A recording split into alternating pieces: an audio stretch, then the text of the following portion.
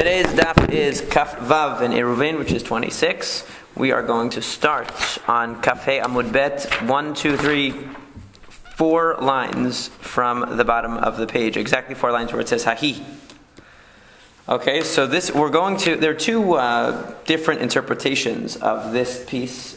We're going to go with Rashi's preferred interpretation, which is the interpretation of the Geonim that Rashi says is the one that he strongly prefers to the one that he initially suggests. So we're going to forget about the one that he initially suggests, and we're going to go with the one of the Geonim.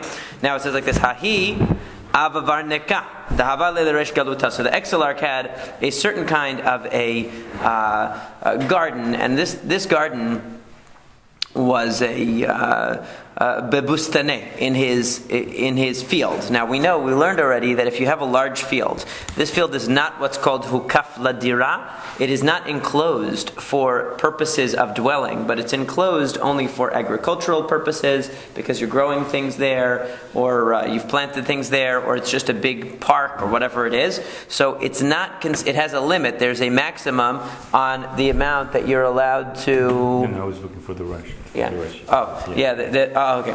On the amount of area that you're allowed to enclose if it's not for dira, if it's not for purposes of living. Now, if it's for purposes of living, you can enclose even a very large area, even a larger area, and the enclosure permits people to carry inside. But if you have, for example, a park that's enclosed by walls, still midira banan, if it's more than what we call bet satayim, if it's more than 70 2/3 amot by 70 2/3 amot approximately, it's a little bit more than that, but let's say if it is greater in size than that, then we say that it is no longer considered to be a place where a person can carry on Shabbat, even though it's enclosed. And midioraita min haTorah, you're allowed to carry. So that's why even when they make Eruvin, the modern day ones, they have big problems if they enclose large swaths of area that are not hukaf ladira, that are not actually for purposes of dwelling, because that even midrabanan you can't carry in there anyway. As long as it's a house, or even you need a house or something in there, right? You need something in there. You need something in there that makes it something for human dwelling. Now, so there was what they had was basically this large tree in the center of a field, and this tree was like a place where people would put chairs and they would sit for shade.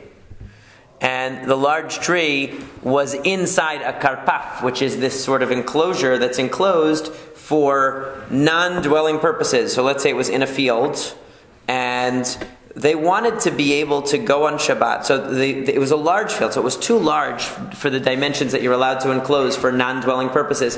And so the Exelarch said, hey, I want to be able to walk out of my house on Shabbat and go sit under this beautiful tree where there's all these sort of benches around it and be able to eat my lunch. So can you make a way for me to do it? That's what he's going to ask them. So Amar le Rav Huna bar Chinena le'avid mar takanta de lemachar nechol nehama hatam. He said to Rav Huna bar Chinena, please do something, fix the situation, so tomorrow we can eat bread over there. In other words, I want to be able to carry from my house. His house opened to this karpaf, but it wasn't enclosed for dwelling purposes, and he wanted to be able to walk from the door of his house and carry things from the door of his house to under the tree, but the tree was in the karpaf, so there was no way to do that ostensibly. So he said what he did was like this: Azal avad kane pachot mishlosha. So what he did was he made a path from the door of the Exelarch's house to the tree. Oh, I think they have a little diagram I see there. Yeah.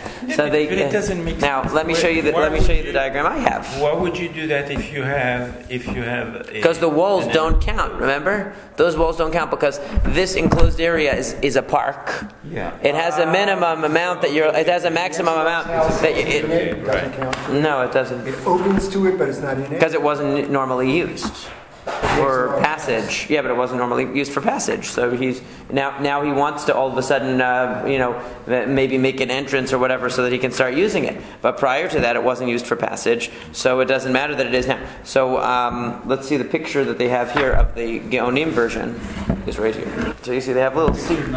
Picture number 160. So you see that there are little seats under this nice tree here, and what he wanted to do is make from his door. He wanted to make a little path. Yeah. He made a path by putting sticks less than 3 tefachim separated from each other. So that's why the 3D is good, because here you're not able to see the height of the... So the 3 tefachim sticks that are 3 tefachim separated from each other, or less than 3 tefachim distant from each other. So because they're less than 3 tefachim distant from each other, it's considered like solid, and therefore there's a solid new wall going from the house with the extra ark to the tree.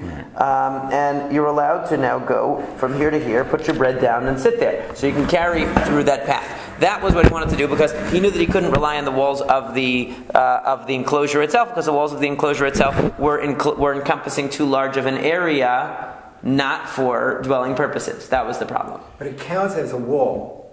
From the Torah, it counts as a wall. It counts as a wall, and he's walking on top of the wall. He's walking from his house in a new wall that he made, just from his house to the tree.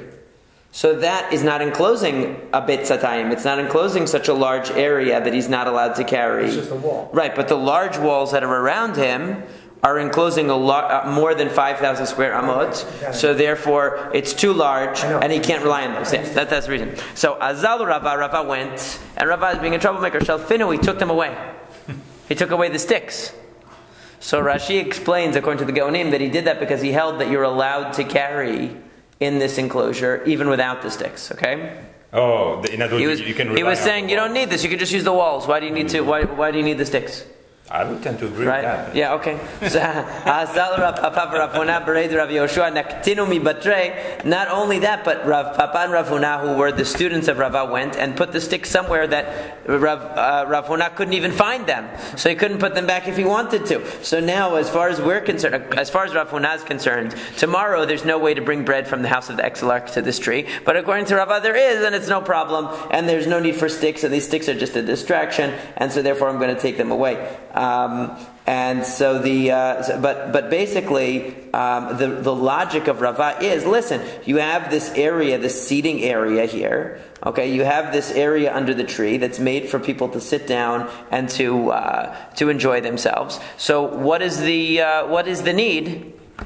Right, what is the need to have this extra enclosure here? The enclosure around you should be enough because there is a seating area. How can you say this is not hukaf ladira? How can you say this is not enclosed for purposes of dwelling? If in reality we see that that there is this area in the middle that's set up with chairs and the whole thing for people to be able to sit there and to and to rest. So that's the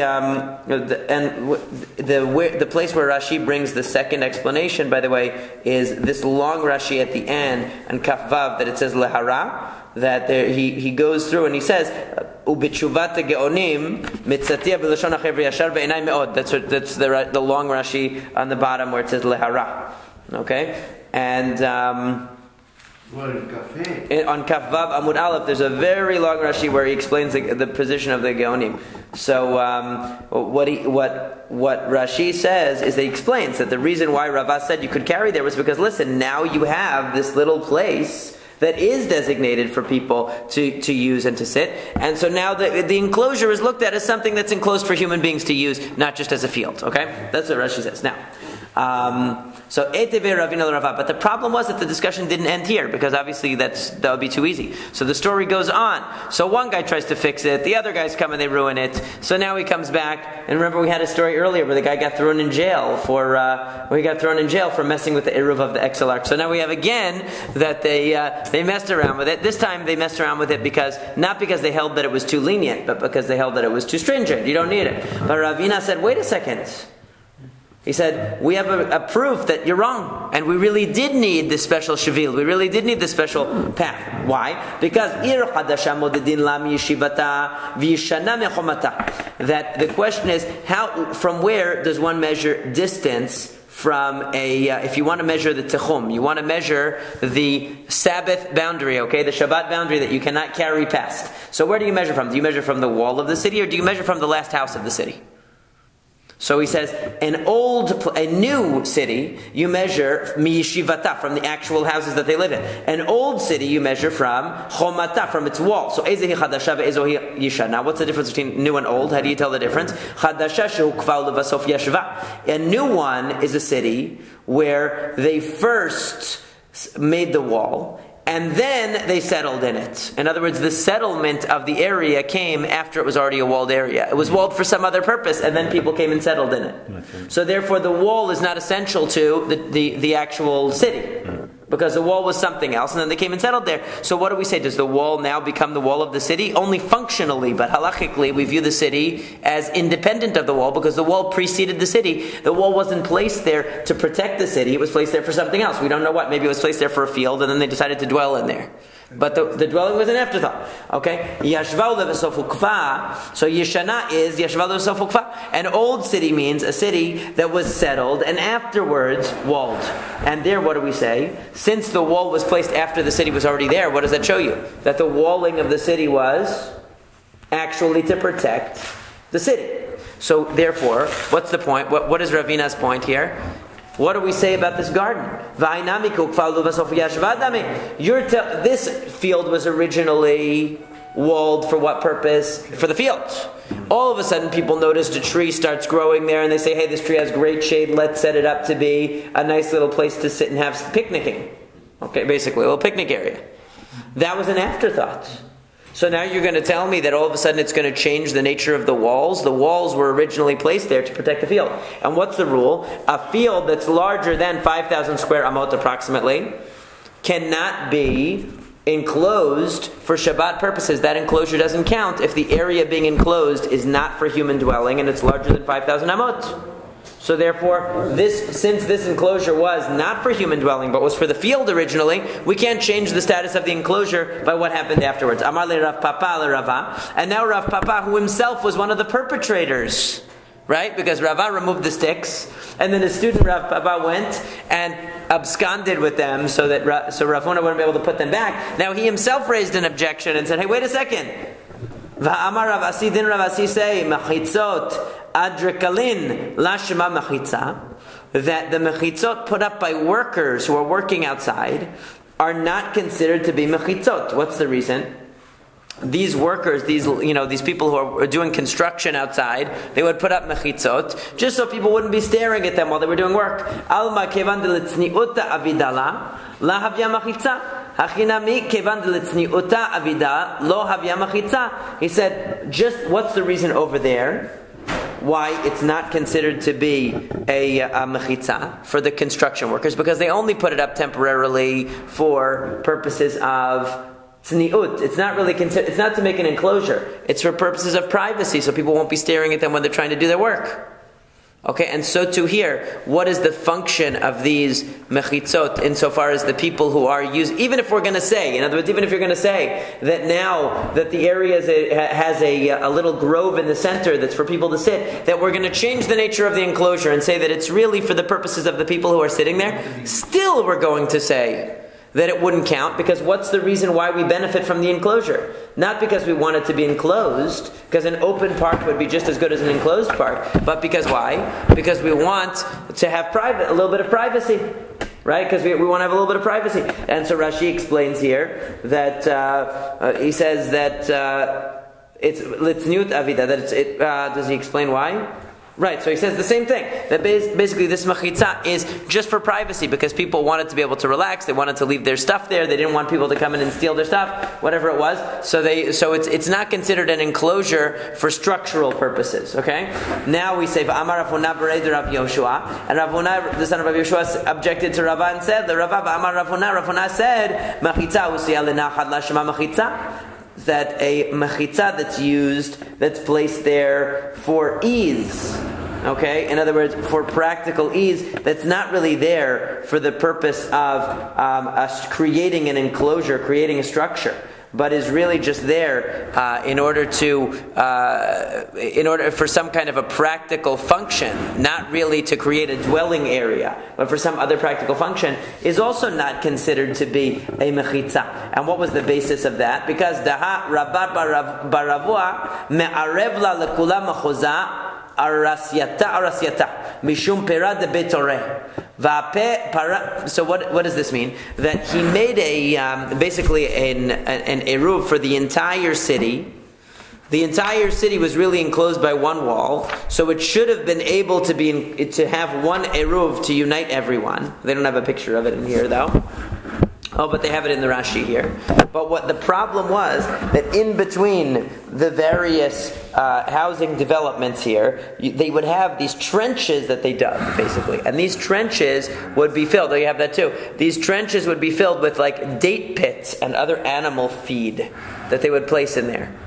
Okay, and so there were mechitzot here on the ends, but the mechitzot here were really just there in order to protect the seeds, or whatever they had, the pits that were there for the animals to eat. So since the purpose of those mechitzot was not to enclose the dwelling, but the purpose of those mechitzot was really just to protect objects, in other words, to protect the food that was there for the animals, it's also not considered to be a mechitzah that's to enclose a dwelling.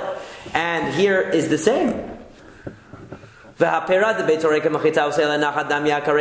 the symbol. So there, what is the reason for the mechitzot? In order to protect the food. And here too, what is the reason? What is the function of these mechitzot for the people who are sitting in the grove? To protect their items, to protect their talitot, whatever they would disrobe or whatever they would take off their outer garments when they would relax in this grove. They had privacy because of the walls, and they had protection because of the walls. But it wasn't really to create. You didn't feel like it was to enclose you. In other words, to make a dwelling of this grove. Really, the grove was an outdoor kind of park. It didn't really change the nature of the park. It was still an open park. The only thing was that the mechitzot helped you have a little bit of privacy. They helped protect your items a little bit. But we wouldn't really call it a new dwelling. What? Where do we learn that it has to change the nature of the park? Well, because it has to be used for living. Because it's a rabbinic halacha.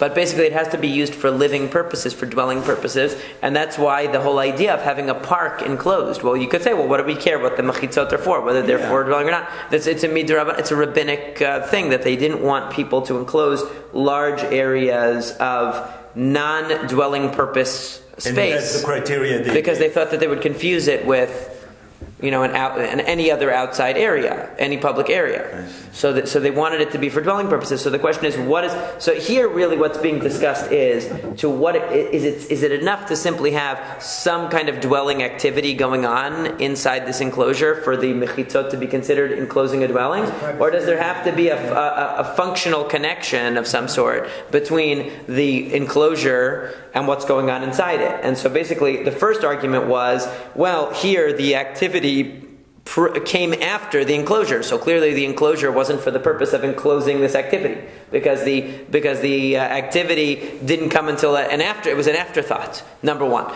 Number two, the connection between these mechitzot and your activity, even if you're going to accept that the activity came afterwards, that we can look the other way on that point. The reality is that the function of this mechitzot is for privacy or for protection, but not really to create an enclosure, because really the whole idea of this grove is that it be open, not that it be enclosed. So there's really no essential connection between the walls and your dira activity inside the walls. That's the argument that's being made. And then the Reish Galuta, of course, is really thrilled with this, because basically what the rabbis showed was that Rava made a mistake. Rava forgot about these halachot, and he took away the sticks. So now, the exilarch had this whole picnic planned and everything. He was going to take out his food under the grove, and Rava took away the sticks and said, you don't need these sticks. And then the rabbis realized in the morning in the discussion, hey, you do need sticks, because actually that enclosure cannot be said to function as in terms of, sufficiently for that activity happening in the center.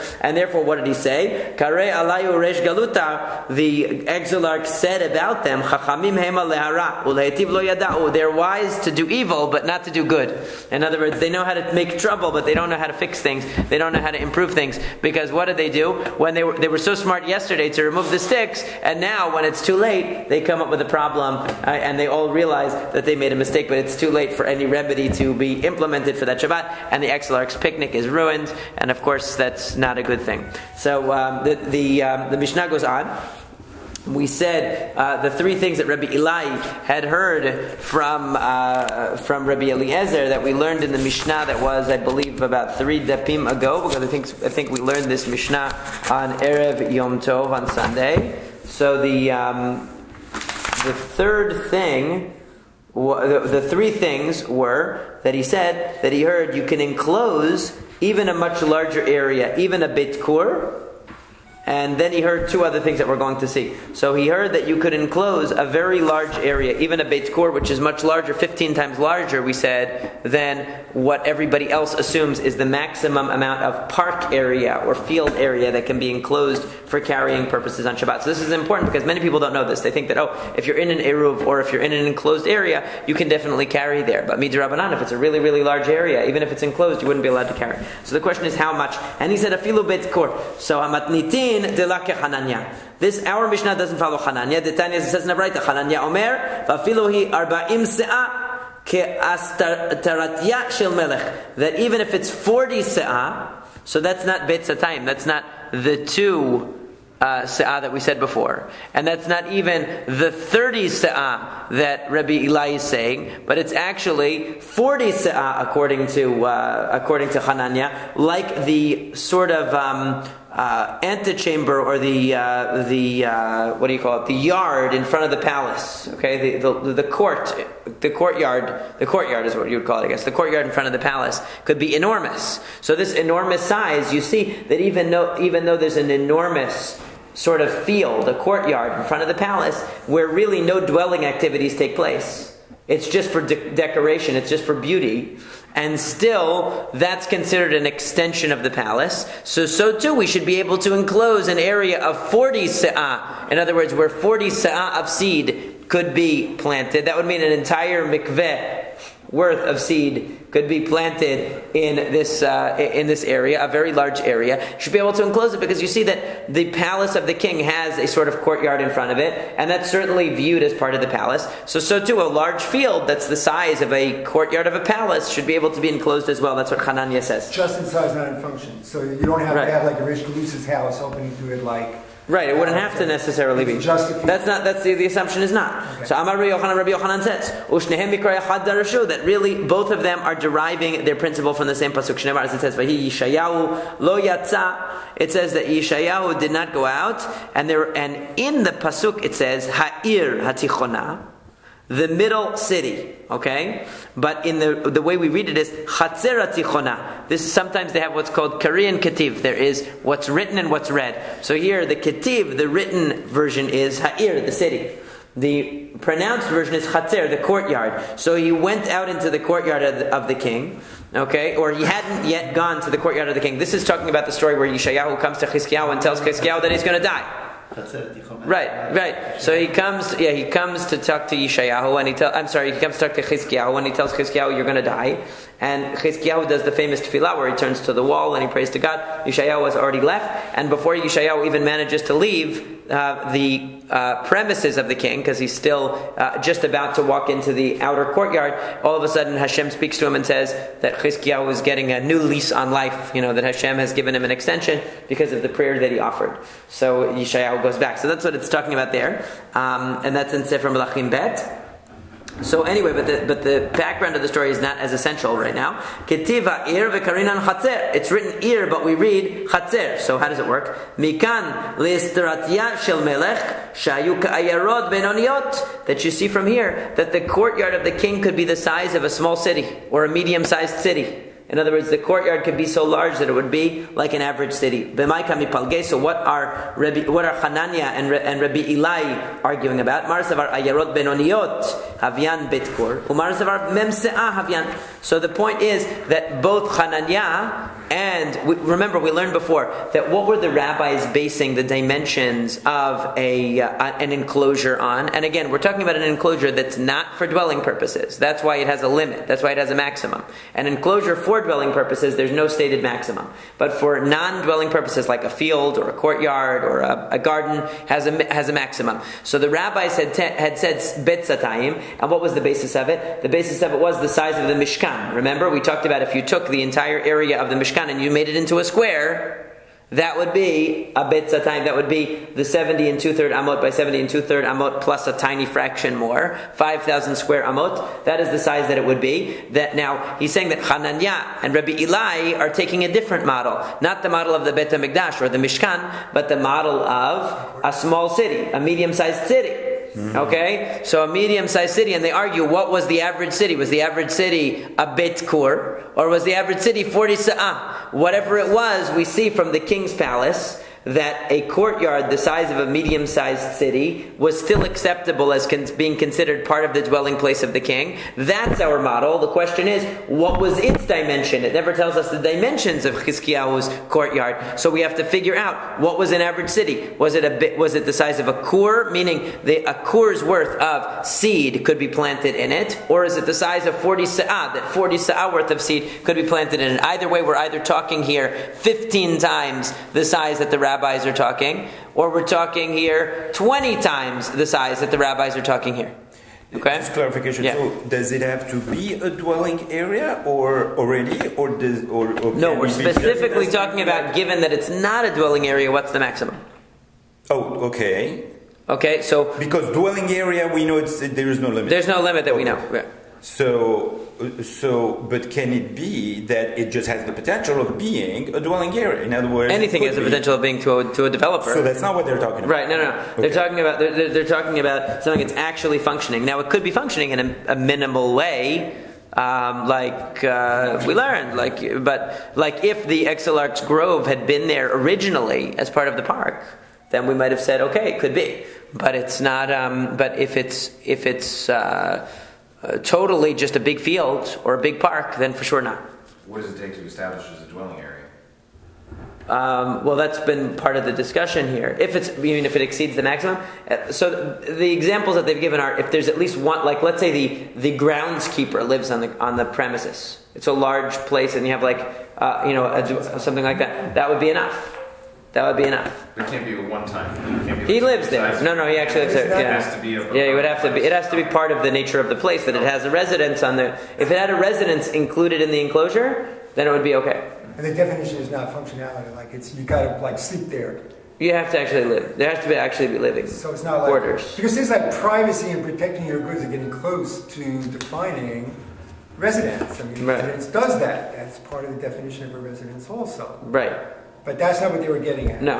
Now, we also have, let's say a front yard or a backyard isn't the same as, let's say, having so we had, the case before, where you had a house that might have a yard around it, but then right next to it is a huge field that has its own separate identity from where the house is. So that also might not help you. So it has to be that in the area, let's say you had a big garden, and in the garden is a house in the middle. That for sure you could say would change the nature of the enclosure, even though the majority, in that case, the majority of the space might seem like it, more space is taken up by garden than by house. Okay, so now we say like this, that now we have another question, which is, V'Yishayahu, my ba'ehatam, why was Yishayahu hanging out in the courtyard of the king? What was so interesting to him that he was still standing in the courtyard of the king? Amar Rabbi Bar Yochanan. Rabbi Bar Yochanan said in the name of Rabbi Yochanan, Milamed shechalach Chizkiah, ve'alach Yishayahu, ve'hoshiv yeshiva al petcho. That what happened was that we knew that Chizkiah was sick for a while before Yishayahu came to inform him that he was going to die, and then he recants. So, because Chizkiyahu does teshuvah, so it says that when Chizkiyahu first became sick, Yeshayahu went and established a yeshiva on the grounds of the palace. He established it in the courtyard, and that's why he was staying in the courtyard, because there was a yeshiva there. So what do we say? Perhaps we can infer from this that if a Talmid Chacham becomes ill, we establish a yeshiva near where he's staying, because it brings a zechut, that the learning of Torah will bring merit to him and perhaps will save him. Velav miltahi, but actually that's not a good idea. In this case of Yeshayahu and Chizkiyahu, Yeshayahu knew that was a good idea, because Chizkiyahu was really a tzaddik on the level that he knew that it would be a zechut for him. He knew it would be something positive for him. However, for another person,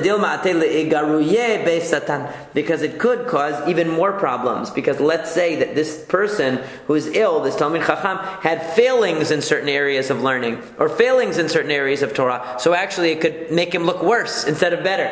So for Chizkiyahu, having Torah there because he was such a Talmid Chacham and such a tzaddik reflected well on him, because he really represented the Torah. But let's say a person, it's like there used to be a discussion about whether to put tzitzit, let's say, on a deceased person who's being buried.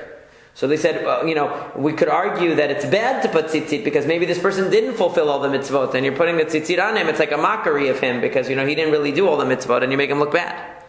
So the same thing here. If you have these, it's one thing if the guy is a tremendous Talmid Chacham and a tzaddik, and you put a yeshiva where he is. So really, he's a person who represents the Torah, so it reflects well on him. But if he's somebody who has failings, and you put the Torah there, it's like, hey, why do you have to rub in? You're rubbing salt in my wounds because I don't live up to the Torah. So we can't generalize from the case of Chizkiyahu, but that's what Yeshayahu did.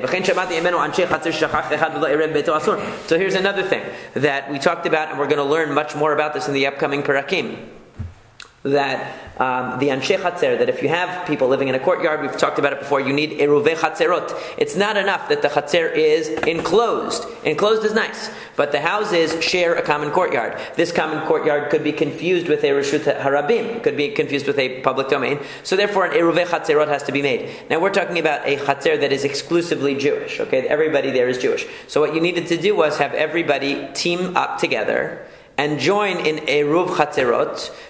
Everyone would contribute towards the Eruvei Chatzerot, which meant that they would take a meal or whatever, and they would say this. They would keep it in one of the houses and say that everybody is joined together by virtue of this meal, and we're all one big family, and we view our courtyard as all one residence, not as multiple residences combined, okay? But as one residence.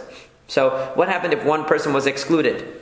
That was what Rabbi Eli said. And he had said in his report that if somebody forgot to join in the Eruv, so it said that Beto asur milachnis lo tzilo, aval lehem mutar, that he is not allowed to bring things in and out of his house, but everybody else is. Because what would they do? They would do something called bitul reshut. If he forgot to join in the Eruv, so he has to be mevatel. He has to nullify or give up his rights in the Chatzer.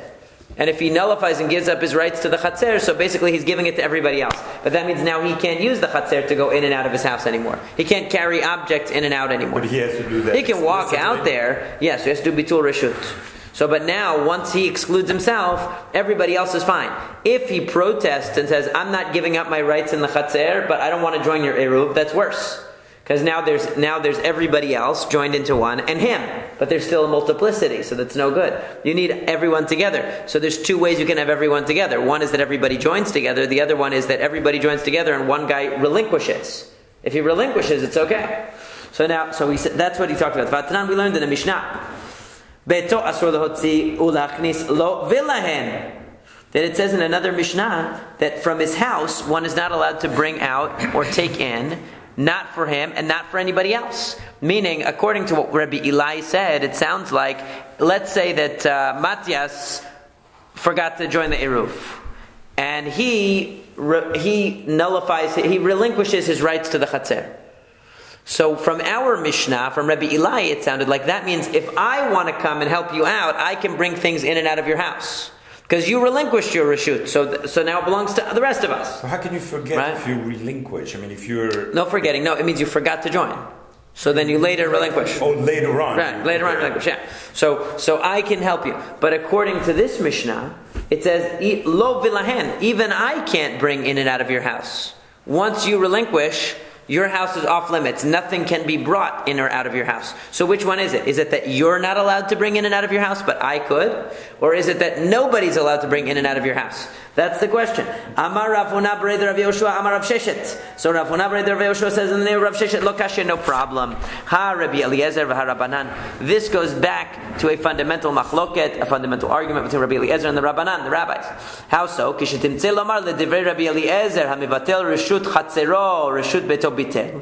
L'Rabbanan, hamivatel reshut chatzero, reshut beto lo bitel. That what it means is that according to Rabbi Eliezer, somebody who relinquishes their rights to the Chatzer, to the courtyard, also relinquishes their rights to their own house. Which means that I can carry in and out of your house too. You relinquished your rights to the Chatzer, that means you relinquish your rights altogether. So if I want to carry stuff into your house on Shabbat, I can do it. If I want to carry stuff out of your house... What? That's Rabbi Eliezer. The Chachamim say, just because you relinquished your rights to the Chatzer, and therefore I can carry in and out from the Chatzer to my house because you don't interfere with my use of the Chatzer. That doesn't mean I can carry something into your house. Your house is still a separate domain. Right. Okay, because you didn't join with the rest of us. And you didn't nullify your rights to your house. So the Gemara says, Pshita. This is obvious. Now, why is it obvious? Because in our Mishnah, first of all, it reported this teaching in the name of Rabbi Eliezer. So we could have made this distinction anyway. But the question is, why is it? So Rashi says, it's obvious that this is the machloket between Rabbi Eliezer and the rabbis, because the one Mishnah was stated in the name of Rabbi Eliezer, and the other Mishnah was stated in the Stam, in the name of the rabbis. So why does he say when he reports it, Kishetimtze lomar? When you study carefully, you'll see that this is the machloket between Rabbi Eliezer and the Chachamim. Right. Why does he say Kishetimtze lomar? It implies that you have to infer it. You don't have to infer it, it's very obvious. That there's two different teachings. One is reported generally, that was the Chachamim. One is reported specifically from Rabbi Eliezer. What's the big chidushi? So he says, no, Amar Rachava. Rachava says, Anav Rav Huna bar Chanina targimna. Myself and Rav Huna bar Chanina explained it. Lo nitzrecha ela lachamisha sheshruyin b'chatzer echad v'shachach echad me'en v'lo erev. That this discussion between Rabbi Eliezer and the Chachamim is necessary for the following case, where you had 5 people in one chatzer, and one of them forgot to make an eruv. L'divrei Rabbi Eliezer kishun mevatel rishuto en tzarich levatel lekol echad v'echad. According to Rabbi Eliezer, when you're mevatel your chatzer, in other words, that 5th guy who forgot to join, we want him to relinquish his rights to the courtyard so everybody else can use it. So he doesn't hold us back, right? So does he have to go to each person? Let's say there's 5 people using this courtyard, and it's the 5 of us. Matthias forgot. So does that mean now Matthias, the only way he can allow us to use the courtyard is if he relinquishes his rights to the chatzer? Does he have to come to me and relinquish, to you, to you, to you? All 5 of us? All 4 of us, rather? Or is just one of us enough? So Rabbi Eliezer says, you just have to be mevatel. You don't have to go to each person and tell them, I'm mevatel to you, to you, to you, to you. L'Rabbanan, keshu mevatel rishuto, tzarich levatel lekol echad v'echad. Okay, when he does it, he has to go to each, he has to say it to each person. Okay, so Rashi explains here that Rav Sheshet tells us to understand. In other words, so what is the relevance of this to the previous machloket? So Rashi comes along and explains. Rav Sheshet is explaining to us. Lasum lev lavin tam machloktan, to understand the reasoning behind the machloket of Rabbi Eliezer and the Chachamim. V'lilmod hemenu davar acher, and to learn something more. That's why Rav Sheshet says, when you look carefully at this machloket, you'll understand something more. Rabbi Eliezer mevatel ba'ayin yafeh, that when a person is mivatel, he's mivatel generously. When he relinquishes to the full extent. So in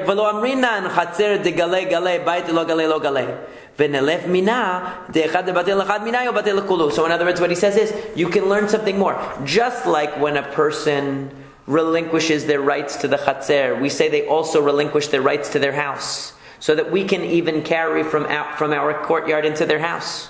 Let's say Matthias forgot to relinquish his rights to the chatzer, so therefore, he relinquished his rights to the chatzer. But now he invited me over for Shabbat lunch, and I want to bring some stuff over to his house. Can I bring stuff from the courtyard into his house? So Rabbi Eliezer says it's no problem, because when he relinquishes the full extent. So too, when he relinquishes to one person, he relinquishes to everybody. Okay, and the Chachamim who say when you relinquish your rights to the Chatzer, you don't necessarily relinquish your rights to your own house. You relinquish the minimum. So too, if he only relinquishes to Sammy, that doesn't count to everybody else. It has to be to everyone. Relinquishing generously. Right. Here, the argument is that means the Chatzer and the house. And the house. And not everything else, obviously. Right. Not everything that he owns. No. Just in terms of usage. Anything that's related to this issue. Right, to this issue. Right. It doesn't mean you can now go into his house and take whatever you want. It means usage of the space. Okay, he's giving up rights to usage of the space.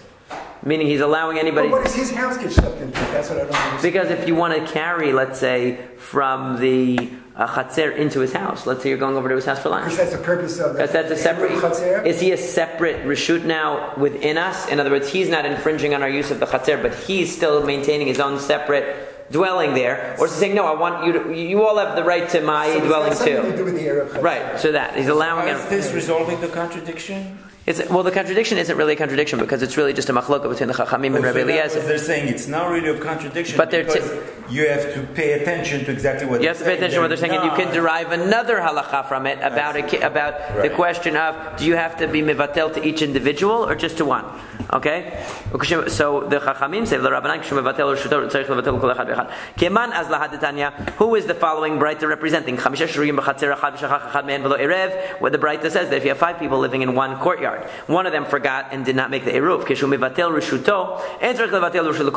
he doesn't have to be mevatel, he doesn't have to relinquish his rights to each person. One is enough. Kiman, who is that following? Ki Rabbi Eliezer. We know that follows Rabbi Eliezer's view. Rav Kahana matnei hachi. This was the version of Rav Kahana. But Rav Tavyomi matnei hachi. But Rav Tavyomi had a different version of it. Kiman azlahad detanya chamisha sheshuriyim b'chatzer echad v'shachach echad mehem v'lo erev kishu mevatel v'shuto eno tzarich levatel v'shut l'kol echad v'echad. That who is the Braita following that says that if 5 people live in a chatzer and one of them did not include himself in the Eruv Chatzerot, that he doesn't have to relinquish his reshut to each person. Kiman Amar Ravuna Bar Yehuda Amar Rav Sheshet Kiman Ki Rabbi Eliezer. So in his version, it wasn't a statement; it was a question that was raised, and Rav Huna Bar Yehuda said in the name of Rav Sheshet that it follows the opinion of Rabbi Eliezer. Okay, so in other words, it was the same point, just that in this version, it was a question and an actual answer, not just a formulaic question and answer rhetorically, but it was actually a question and they actually brought the answer. Amar le Rav Papa said to Abaye, le Rabbi Eliezer, amar lo if you were to say lo mavtilna, okay. In other words, according to Rabbi Eliezer, let's say the person said to everybody, I don't want to give up. I want to relinquish my rights to the Chatzer, but not to my house. He explicitly said not to my house. Or for the rabbis, the Rabbanan, Iyamar Mavtilna, what if he said, I do give up my rights to my house? In other words, if he explicitly goes the opposite. The Rabbi Eliezer says, the assumption is you relinquish your rights to the courtyard, you relinquish your rights to the house too.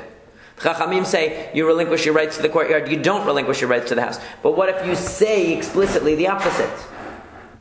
So then what's the case? My Tamad Rabbi Eliezer.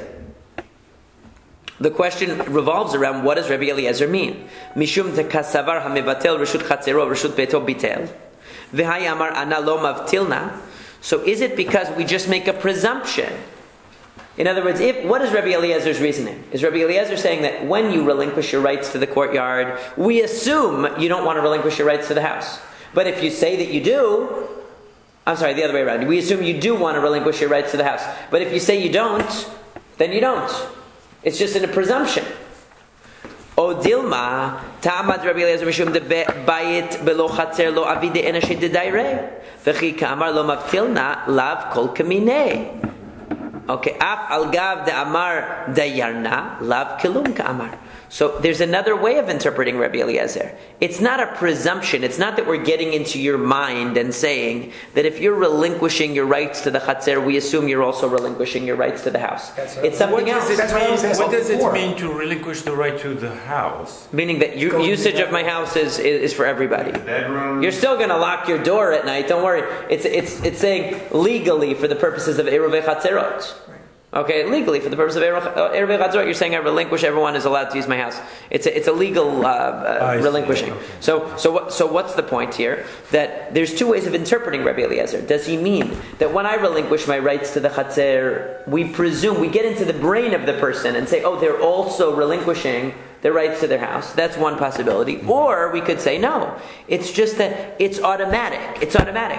A person is not going to live in a house, in a courtyard, where he doesn't have any right to use the chatzer.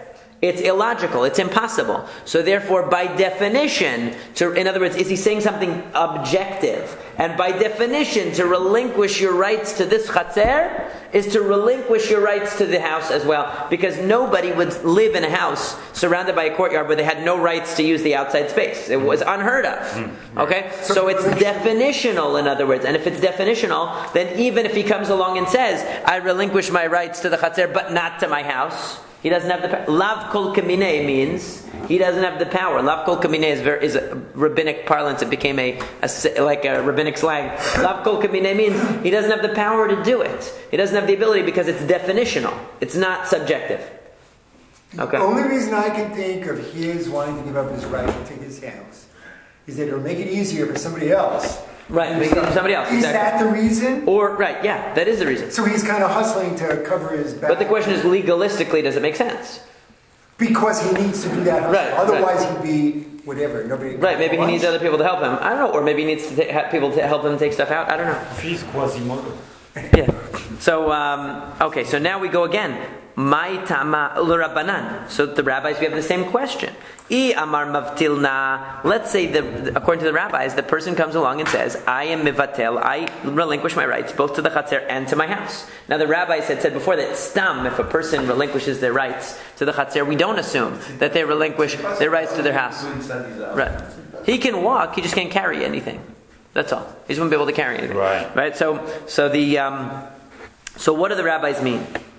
So, my tamad rabbanan, mishum de kasavreha mivatel reshut chatzero reshut beto lo bitel, vayamar maftilna. So the same distinction can be made, where the rabbi is getting into the head of the person and wondering psychologically, mentally, what did he mean? What was his intention? Okay, so if his intention was that he wanted that, if we assume, in other words, that his intention by relinquishing his rights to the chatzer is not to relinquish his rights to the house, but if he also said the house. So fine. So that would work. Oh, Dilma, but maybe Tamad Rabbanan Mishum Dila Avid Inish Misalek Nafshe Lagamri Mibayit Vachatzer. Vahave ki Oreach Legabayo. Vahai ki Amar Mavtilna Lav Kol Kemine. Same exact distinction. In other words, can we say like the rabbis the same thing we said about Rabbi Eliezer? That it could be intentional or it could be definitional. That a person is not going to relinquish their rights to their house and make himself a guest on someone else's property. Right? Because basically, what are you saying if you relinquish your rights to your house? Legalistically, legally you're saying, I'm your guest. My house is really your property.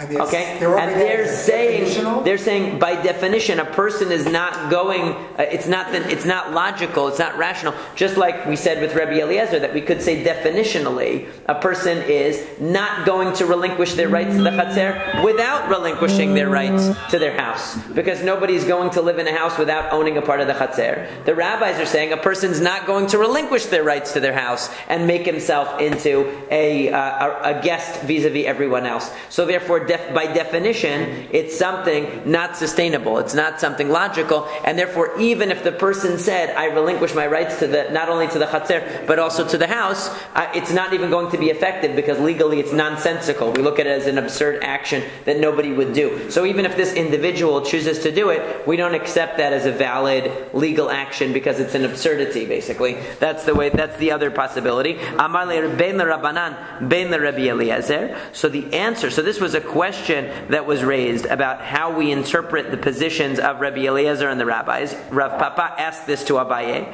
So Abaye answered Rav Papa and said, Amar le ben Rabbanan ben Rabbi Eliezer kevan de gale date gale. We are not making a definitional statement here. We're not saying by definition, according to Rabbi Eliezer, a person will not relinquish their rights to the chatzer without also relinquishing their rights to the house, because nobody would want rights to the house without rights to the chatzer. And we're not saying definitionally, according to the rabbis, that a person would never relinquish their rights to the house and make himself a guest in his own home. We're saying intentionally. In other words, we assume that a person who relinquishes their rights to the chatzer, Rabbi Eliezer assumes they're also relinquishing their rights to the house. The Chachamim assume they're not relinquishing their rights to the house, but both agree that if you explicitly make a stipulation that you are or you aren't, that you have the power to do that. Kevan de gale gale, right? Once you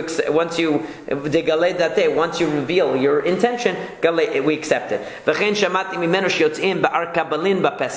And I also heard Rabbi Eli reported in the name of Rabbi Eliezer that he also heard that you can use arkabalin. You can use this kind of a bitter vine as maror on Pesach. My arkabalin, what is this bitter vine? So Amar Reish Lakish, atzavata charuzyata. So Rashi says that this was a vine that grew around the date palm.